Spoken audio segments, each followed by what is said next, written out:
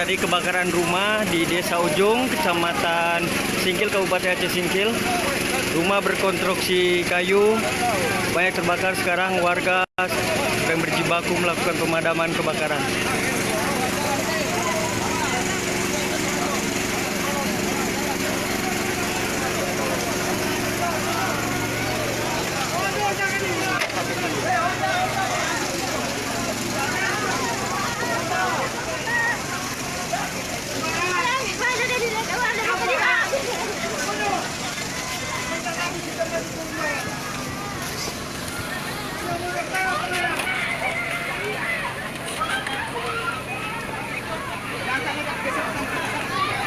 Sudah terjadi kebakaran rumah di